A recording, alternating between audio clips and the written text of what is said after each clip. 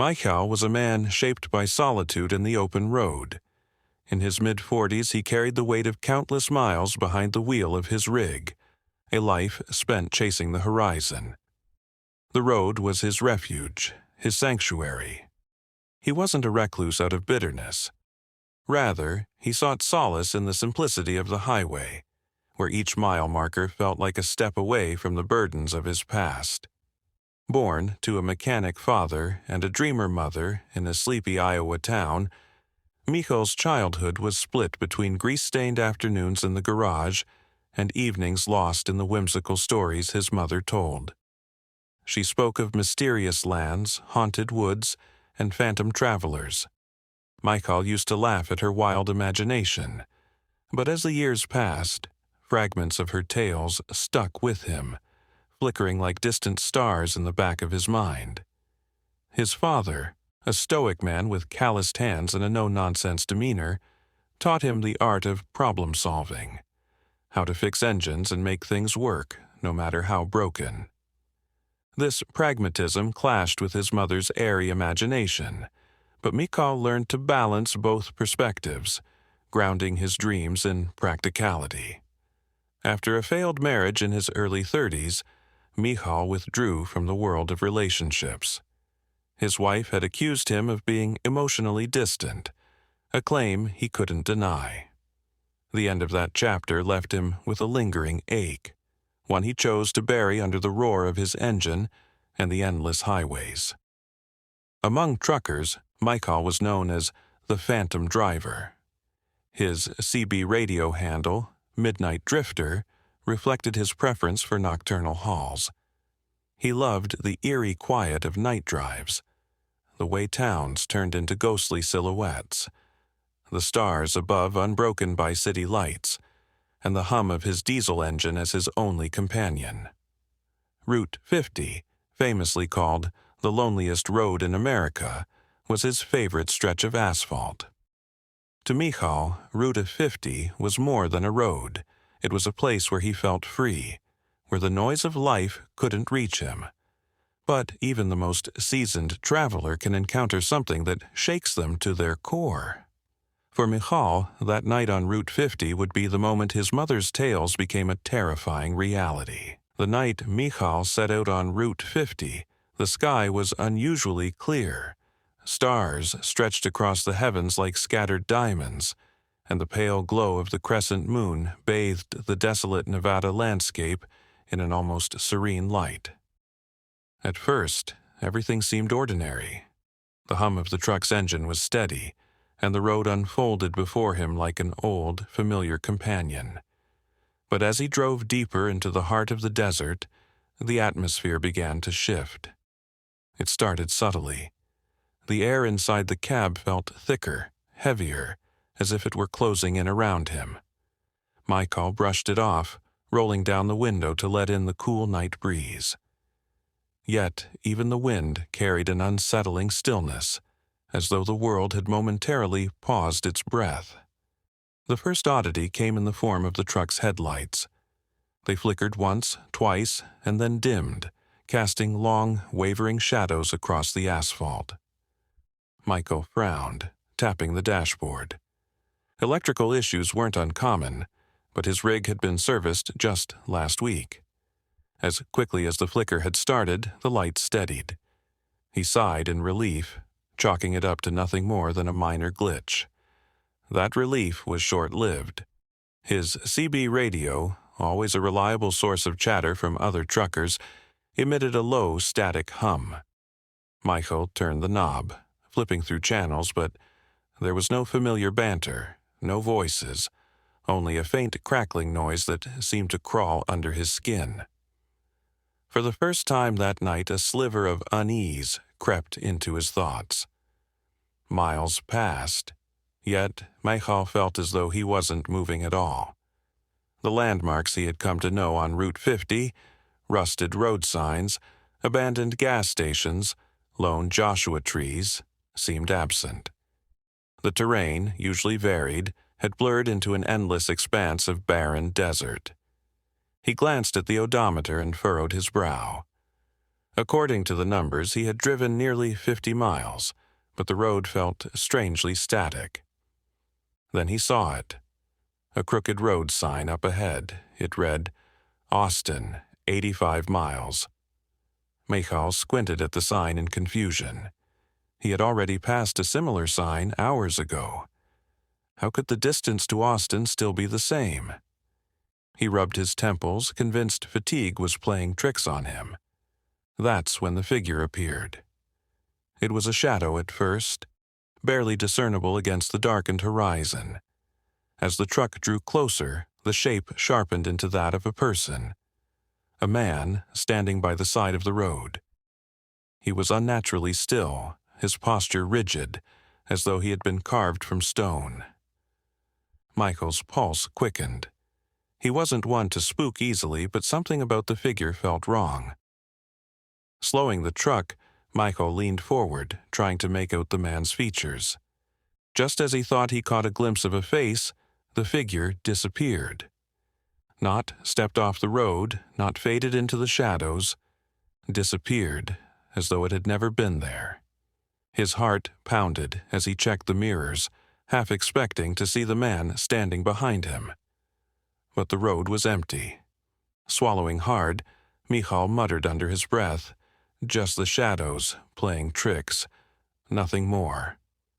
Yet, even as he tried to dismiss the sight, a knot of dread settled in his stomach. As the truck roared forward, the world seemed to grow quieter. The usual hum of the engine and the soft crunch of the tires against the pavement felt muted, swallowed by an oppressive silence. Michael turned on the radio, hoping to drown out the unease with music or static, but the dial spun uselessly. The radio was dead.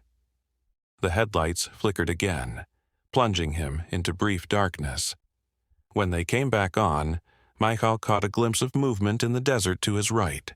Something, or someone, was running parallel to the truck.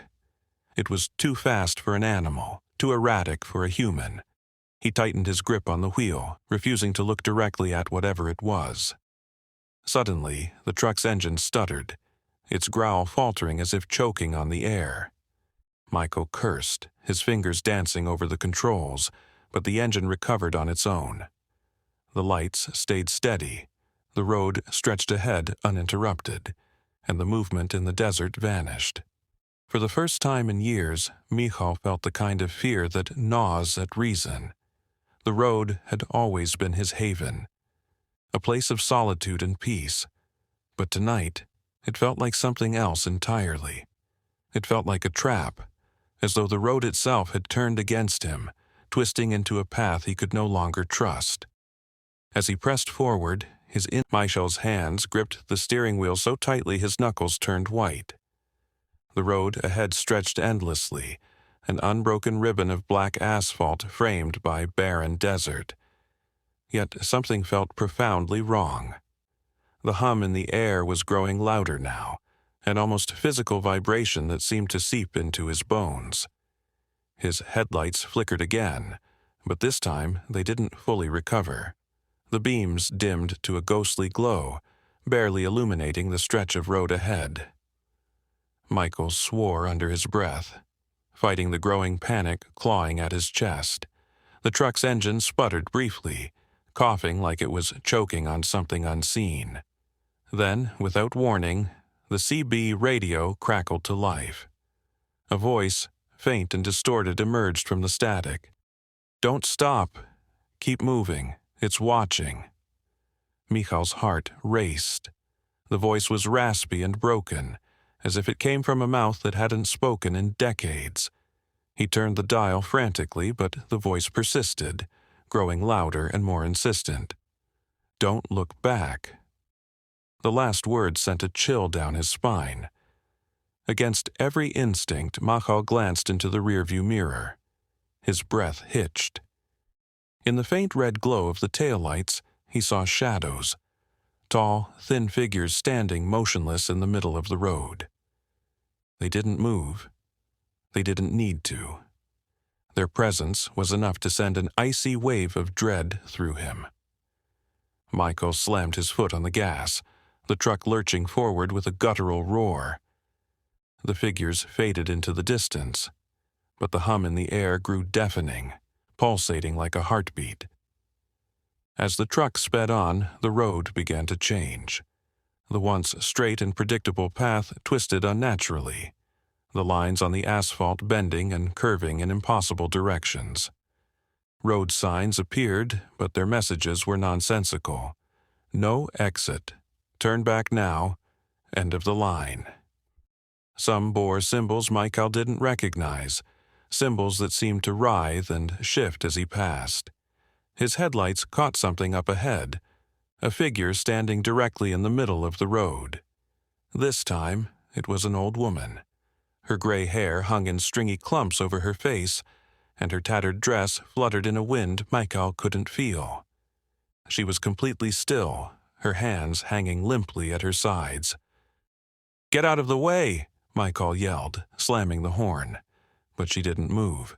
The truck's brakes screamed as Michael stomped on them, the tires skidding and smoking. The truck came to a shuddering halt just inches from her frail figure. Heart pounding, Michael grabbed his flashlight and jumped out of the cab, his boots crunching against the gravel. "Are you okay?"